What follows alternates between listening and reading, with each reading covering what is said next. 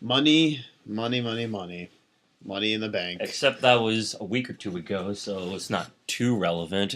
Yeah, I mean, yeah, not too relevant, but this is, but I mean, we couldn't get it done. We couldn't get this review done like the earlier in the week because there was other stuff going on. So this is the best we could do right now. Yes. Also, this will be Jay's last podcast with us in person for now, unless something comes up. Yeah, I mean, yeah, I mean, I think he'll call in at some times. Yes. Who knows what will happen with Jay. Yeah. So, without further ado, let's get this review rolling. Why does it sound like you're quoting somebody? I'm not. I'm just going. I'm just doing it. I'm just saying that. So the kickoff matches I did not see. Well, we didn't see. Well, of course it wasn't. Not even worth it. It was not even that memorable. Because you got, what was it, Freezongo versus Goldust and Truth. Golden Truth. After Freezongo had bad sunburn, it was like, oh, what is that? It was kind of hard to look at. It's like, okay. Just slapping around, like, okay. I was like, okay, whatever, I don't care. WCW Truth wins, I don't care. And a WCW levels of bad match, basically. And then what was it? The Dragons versus the Dudleys. I'm not sure why they were facing, but the Dragons get their win. I mean, whatever. I don't care. It's another match that nobody cares about. No one will remember. So then you get the first match, which is the Tag Team Championships. It's the New Day. The New Day goes over on Enzo and Cass, Gallows, and Vaudevillains. Yeah. Even though I definitely say for this part, good. I definitely say it was a good opener. I feel like they did the right move instead of, unlike last year where they had the Money in the Bank ladder match kick off. I think they actually did it right this time with card structure. Of course, because unless this were WrestleMania, then sure. But this is the only pay-per-view that actually involves the briefcase. So you might as well have it be in the main event, or at least the second to last match. Yeah, but everyone had good chemistry. Yeah, and it was almost. Or a new day going over. That's still good, of course. But that match was probably almost, if not as good as the Fatal 4-Way at Payback, which for the Intercontinental title between. I don't know. I guess I'll say it was probably better than the Intercontinental. Even though, except we had less doubt that the New Day was going to win because more or less they're going to break the record. At least hold it till SummerSlam. Yeah, I think that's what they're doing. I think they're going to try and have New Day break the record. I believe by Battleground, that's when they'll officially break the record and then drop the belts, or they'll just hold it till SummerSlam. Who knows? Then another Corbin versus Ziggler match for the third or fourth time. No, for the fifth or sixth time. For the third pay-per-view in a row. Third pay-per-view in a row. But overall, probably 5 or 6 times, if not 7. And you could tell in the crowd, nobody cared. Boring. Yeah, they were actually chanting. They were actually chanting "boring" during a Ziggler match. Yeah, you could see nobody likes the guy anymore, and nobody wants to see this guy on TV anymore. Why did you do this to Baron Corbin, dude? Corbin wins, but I don't know if that's going to do anything for him. After all he's accomplished, especially coming in, making his debut by winning the Andre Giant Memorial Battle Royal, or just call it the new bathroom break. Yeah. I mean, I'm just like, if this is the last time they're facing, I hope to God it is. I mean, I'm sure it is. If they do it one more time at Battleground. Oh my God, no! Just stop it. It's done. Please. It's done. Hopefully, this is the last time they're facing. There's no reason for them to fight. I know. You just throw them to the mix, like, just fight again. Like, I know. I don't care anymore. Like, nobody cared about this rivalry. It's done. Let's move on. I'm glad it's done. Hopefully. Yeah. Then you get the women's tag match. It was, which was Charlotte and Dana Brooke defeating Becky Lynch and Natalya. Not that memorable of a match. Not memorable. I didn't pay attention because it was a Raw match and the women's championship wasn't on the line. But the only thing to take unacceptable. But the only thing to take away from this was Well, it's two things. One, after Natty lost, I think she tapped out, or she lost by pinfall. Didn't she tap? I don't know if she tapped. I think she might have. No, I think Charlotte. No, Charlotte beat Natural her. selection. No, yeah, no, Charlotte beat her by pinfall. She didn't tap out. Yes, and then we had Natty going hysterical, crying, like, "Come on, it was even for the title," which didn't make sense. And then you get Natty turning heel, which was kind of cool, even though Jay called it. Yeah, Jay was going crazy, but I mean, I don't know what this is gonna do for Natty. It might be pointless for her career. Hey, we'll get Natty versus Becky Lynch at Battleground, no doubt about it. Okay. Hopefully that's a good match. Okay, whatever. Then you get Apollo Crews defeating Sheamus. Of course, we went behind Sheamus, even though somewhere inside I went for Apollo Crews. There's only a few amount of times I would want Sheamus to win a match. I was hoping it was gonna be here, but you got the smiling guy who's happy to be there, winning against a former WWE World Heavyweight Champion. Well, we already know what happened to Roman Reigns and Cena. I mean, yeah, it's good that a younger guy is getting a pinfall over a former WWE World Heavyweight Champion. Yeah, which was like 4 years ago. But at the same time, this guy's character is just stale, boring, generic babyface. What's the character, basically? That he's just happy to be there. Hopefully Joey doesn't continue playing this game of Guess Who with Apollo Crews. He's got the ability. He's athletic. I want to say, but you can't just have him be a wrestler just based on his wrestling abilities. Yep. That's not gonna make him a big star. I know he's got to cut promos too. He's got to cut. He doesn't have to. He could be good. He should be good on the mic. I mean, not should be, but at least decent. At least decent, and he should have some kind of character to get him over. Well, at least I guess there's less. And as you could tell from the crowd at Money in the Bank, he wasn't over that big. No, wait, what's Adrian Neville's character? I don't think they really gave him a character for that. No, they gave him like a superhero type of character. Oh yes, forgot about that.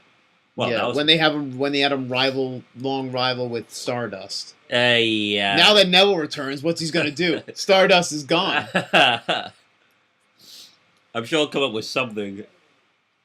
And then you get AJ Styles versus John Cena. Somewhat of a match made in heaven, even though the match was good. It was decent. Yeah, I'll say, look, I mean, it was good. I wasn't too into it. I wish we... I kind of wish I was, because, it's a match I always wanted to see. But at the same time, knowing about John Cena, at the same time, I didn't want to, because I knew where it was headed. And ironically, and of course, they wouldn't go with how I would have booked it. Of course, they had the match anyways. Even though AJ Styles won, I called it, but it was by a dirty victory. See, but I called it too because I knew from the start they were either gonna have Cena win clean or have AJ Styles win dirty. Yeah, that sucks. And they went with AJ Styles winning. Yes, dirty. but two things to take away from that, even though that match was 10 years in the making. And I mean, okay, you could still do stuff with AJ winning dirty, but the way they did it in the finish was you have the referee get knocked out, and then all of a sudden the club they hit their double team move on Cena, and he doesn't kick out, and then Styles beats him like that.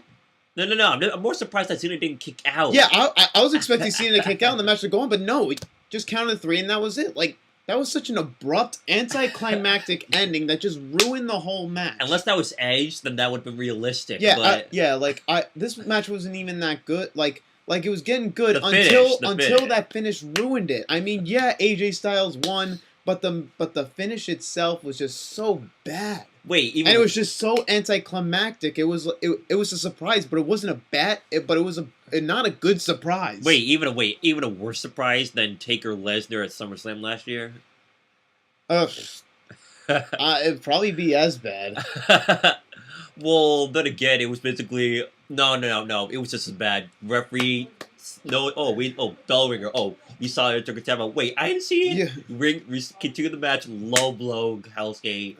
Well, okay, no, that was bad because it was overbooked. It was totally overbooked and overthought. This was actually just simple. It was like, oh, let's just have the team. Let's just have the club do their double team move. The two ball guys do their double team move, and then have Styles pin him 1, 2, 3 like that. What kind of common sense of a finish was that?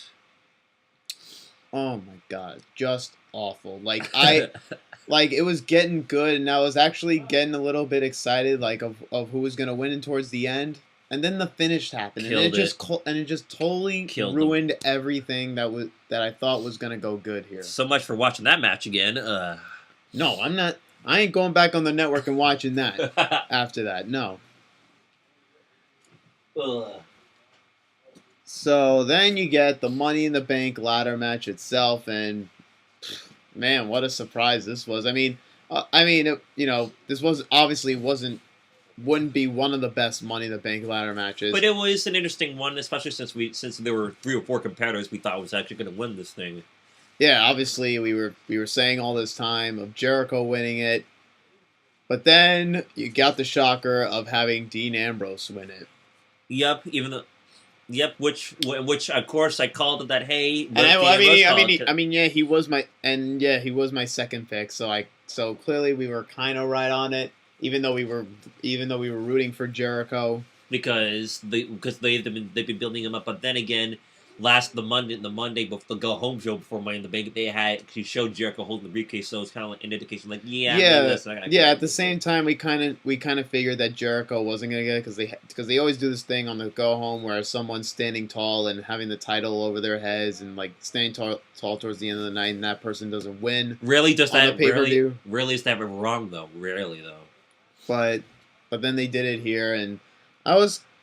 Obviously I popped. I didn't think I didn't freak out pop, but it was a good pop. Well, we didn't freak out until later on in the night, which we'll get to. But other than that, it was cool to see Ambrose win it. Good, decent Money in the Bank. Yeah, it was decent. Wasn't any of the best Money in the Bank ladder matches in the past, but it was decent. It was all right. And then, oh boy, the main event. No. Oh boy, I'm probably gonna laugh when you mention the U.S. title match: Rusev and Titus O'Neil. You knew. Wait, what was that, buddy? No, because you knew. You knew Vince McMahon. You figured the whole time he's gonna be laughing his head off of what was gonna happen here, and how bad this was gonna be for Titus O'Neil here. I just knew it. Or Vince McMahon decided to give Titus O'Neil a chance to get the and just knowing and remembering that it was Father's Day that this show took place, and. And that they had Rusev beat him by submission. Actually, had him tap out in front of his kids, and then have Rusev after the match go up and be like, "Your father is a loser." Happy Father's Day. Is that your father right there? He's a loser. He tapped out. Happy Father's. Oh. Wait, is that laughing in a good way or in a bad way? Or in a somewhat stupid, ridiculous way. It's just laughing like you expected you expect something like this after what Titus did earlier this year. All the way back in February. You had was it March? Yeah, February. Oh, okay, February. During Daniel Bryan's retirement. Hey, nice job, Vince. You did it. Get off of me.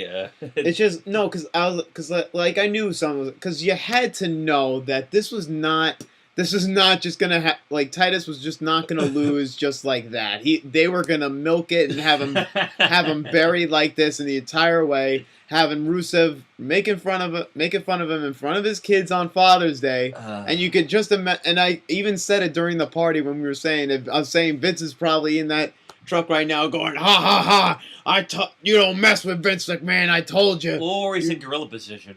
Or I'm sure like JBL and Michael Cole, they could hear him on headset going, "Yeah, that Titus O'Neil pushing me like that in February. This is what happens when you do that to Vince McMahon." I'm surprised they took 4 months for Vince to actually do that.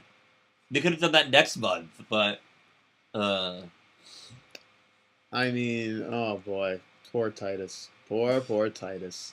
So if there was a Slammy Award there for Burial of the Year, Titus gets that right away. Pretty much. Not Kalisto. Unless they really bury AJ Styles during the Cena feud. No. Like, dude, nobody would waste that much potential on AJ Styles.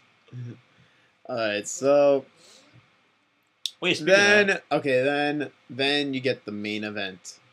Rollins versus Reigns. I mean, for what it's worth, like, in the beginning, it was kind of slow, and it was kind of, like... It was decent. We weren't getting into it that much. And you know what? It was fine that way, because at least, they weren't blowing their load too early with it. They weren't having you getting excited right from the get-go. They were kind of slowly building towards it. But one small nitpick, well, I didn't think it was a nitpick at first, but I believe Tommy even discussed this, or someone else, but one small nitpick. When Rollins did that amazing catch pedigree spear counter, oh yeah, that would have been a great finish. But then we had to do a second pedigree when Roman was basically dead weight at that point. Yeah, I mean, I don't understand why. I guess it was just to have Roman. I mean, it definitely could have been a great way to finish that match, but I don't know why. Well, I guess they wanted to put an exclamation point on that. Like, you could have done. That wasn't like. Here's the problem here. Like, with this match too. Like, it was getting good, and then you get the whole thing of Reigns spearing himself into the barricade. The barricade didn't even break. He went head first. I'm surprised the barricade did break. We were expecting that. It didn't break, but then you get, and then the trainers are like trying to help him up, trying to like get him, and they can look like a babyface, of course, even though it's acting heelish in this. And match. then they did the whole thing where Reigns, with Reigns like after that not selling still not selling the head thing, able to spear Rollins and try and make a pin attempt, but then Rollins kicked out. I mean, of course that would have been stupid if Reigns just did that, because then that would have made people hate him even more. Because a head bump and then you just speared him. But then he wasn't selling it that much the rest after that, which again was awful. And then he's like, like you mentioned, the spear, the spear, and then catching him into the pedigree. Yeah, it was cool, but like Reigns, like he still could have been struggling to do it. He could have been still struggling to do it and selling the head injury. But of course they gotta have him no sell it. He's catching that Johnson disease right now. That Cena disease got to him. Unless Cena give Reigns a small pep talk before going out there, like, okay, we go out there with Rollins. Make sure, since you're gonna sell a certain injury, don't sell it at all. I'm sure he's taking advice from Cena. He's taking veteran advice. But overall, once Rollins got the title, we were like, wait, what? Rollins actually got it? Yeah, of course we were really surprised. They actually went with Rollins winning the champ, and he won it clean. No dirty tactics. Even though he's a heel. I was really surprised. He went over clean on Roman Reigns. I mean, that was definitely a thumbs up. I was impressed with that WWE had to go this route, but I mean, of course, we later found out in the week why they did it. But we'll get to that on Raw. We'll talk about that when we talk about the Raw review. Yes, and then, as I called it, or as we kind of all called it, yeah, Ambrose came in, not from the front, but from the back. Rollins protected himself. He didn't actually hit him in the head. Yeah. And then one dirty deeds, 1, 2, 3, everyone popped, and it was glorious. Of course, and obviously we'd be lying if we said we didn't pop. We actually did, because this was Dean Ambrose. He wasn't like the most over superstar on that roster, and he wasn't the most properly built superstar. No one on that roster is properly built, except for Reigns or Rollins, probably. No, Reigns is not properly built either. Rollins not that much. Okay, fine. But Ambrose too. Like, of course, did he deserve to be the WWE World Heavyweight Champion? Ambrose. Yeah. I mean, give him a bone. Honestly, the way he was built, I don't think so. But No, I mean, look, it was cool, and I liked that they had Ambrose win the championship. It was cool that they had Ambrose win, but this was not their. I'm sure, obviously, this was not the original plan. Of course, from what happened earlier this week, they had to do but this. don't forget that the another reason they put the title on Ambrose is because of how house show attendance has been going with the A show with Reigns and B show with Ambrose. It wasn't doing so good with the A show, so they decided Well, to yeah, I mean, give well, us of a course, chance I with mean, it. Reigns wasn't drawing like he wasn't drawing house show numbers. He wasn't drawing ratings on Raw. But I mean, but then again, what also makes them think that Ambrose is going to draw Well, how let's Raw see. ratings or house show ratings? I mean, okay, like I'll give them props for taking a risk with Ambrose because I mean, well, here's the thing, he half deserves it, half doesn't because they really kind of screwed him up a little bit. You know, they had him tone down the lunatic fringe character. With you look back in his indie days, he cut amazing promos. He was himself. He was gold on the mic. They kind of obviously they had to tone him down because it's WWE. They're going to tone down their characters, And who knows? Maybe at this. especially with a character like Ambrose. They're going to tone down. Yep, but hopefully at no. People still remember let Ambrose losing to Lesnar earlier in the year. Yeah, Even though he won the title. yeah. You look at his run in WWE. He hasn't won any memorable feuds. You know, he lost at Mania to Brock. He lost the feud with Rollins. Wait, should we go all the way back to when he first turned single? Like, Well, I'm just going off the top of my head now. I'm not just going in chronological. well, he lost to Rollins a number of times back in 2014. Well, he lost the feud with Rollins in 2014. Lost the He feud with lost Bray Wyatt. He lost the feud with Bray. That he should have won that. They only had Bray win that rivalry was because they were building it up to be fed to the Undertaker at WrestleMania. Lost the opportunity to win the Intercontinental title. That's Well, I another mean, one. well, no, he did win the Intercontinental title, Well, wait. Well, okay, later in the year, but not at Mania. and like he didn't win Mania the previous year, WrestleMania 31. He kind of was coattailing Reigns a little bit in 2015. I mean, he did go back to the rivalry with Rollins for the WWE World Title, but he only won once on that pay-per-view by disqualification. Wait, with that dusty finish? Yeah, the dusty finish. But then he lost that Money in the Bank last year. But no complaints about money with the fish with Money in the Bank because Ambrose accidentally let go of the title. Yeah. I mean, okay, yeah, he did. To be fair, also he did win the rivalry with Kevin Owens with the IC belt. But it wasn't that really memorable though. I mean, yeah, I know, but that's the thing too. But like I said, I'm still backing up my statement of him not winning any memorable feuds. It wasn't memorable of Owens and Ambrose rivaling for the IC title belt, but he still won the feud. That's true. But what is memorable or good for for Ambrose is actually deserving the title? I guess his character. It beats me. I mean, he's also he did win the rivalry recently with Jericho, so he was winning. So he was winning pay-per-views. So he was winning pay-per-views before Money in the Bank. But obviously WrestleMania he obviously didn't win.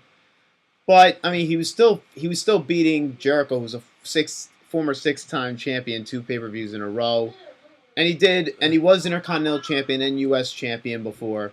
So he kind of half deserves it. Wait, not yet. He's got to win the tag team titles first, then he'll be a Grand Slam champion. Yeah, he hasn't won the tag titles. He's only won the US Intercontinental, and now he's the world champ. So somewhere down the line he'll probably he half deserves it. Yeah, I popped because Ambrose, the very least, is he hasn't been built. Obviously, he's not built properly. And his character is not, like, really memorable. Like, years from now, you could say he's in the same rank as a Stone Cold or a Rock. Like, not even close. But, to me, he's the best we got. Well, if WWE actually does something with Ambrose, enhances his character, gives him some good promos, then we're on the right road for now. Leading into SummerSlam, which we'll definitely get a triple threat match now. Well, I mean, Well, we'll save that for Raw. When we talk about what happened with Reigns. Oh yeah, sorry about that. All right, but Well, we're anyway, on right but, now, yeah. basically. Well, I know, but I'm just wrapping up Money in the Bank. Okay. Anyways, Money in the Bank How wasn't a obviously wasn't a great show. It was another usual amateur show. Well, actually, I kind of give it a. I guess I would give it a. With the matches that we had, that I were mean, good, okay. I'd probably give it a B or maybe a No, B minus. I'll just say for this, I'll say C plus. Wasn't great. It was kind of good because A few moments. because Styles and Cena, the finish was just bad. And that was one of the matches we were like looking forward to, and that disappointed. Money in the Bank was okay, and the main event. The main event was the only one we really cared about at the end of the night, and actually kind of paid off for us. Other than that, the other matches were just fillers. They were Raw matches. They were matches that didn't matter. So I give it at least a C or a C minus. If only these matches actually mattered. And they were at least if nothing else a C, because if you had because if the only match we cared about and we liked was the main event, but the rest sucked, doesn't make it a good pay-per-view. It does not. Well, then again, it was a 3-match show or a 2.5 match show. No, for me it was a 1 match. It was Reigns and Rollins for me, and then Ambrose cashing in at the end of the night was the one I really was in for. But at least Money in the Bank wasn't bad, though. So I mean, look, the ladder match wasn't bad. It was just nothing I was getting like really, really excited for. Okay, fine. I'll give you that one. I mean, yeah, there were cool spots in the ladder match, and you got to give props to the people that were in it. But it was just okay. What if Shelton Benjamin was in that Money in the Bank? Then would you get a little bit more excited? If he did the spots he always did back in the day, back 10 years ago. But yeah, other than that, C show, just a C show for me.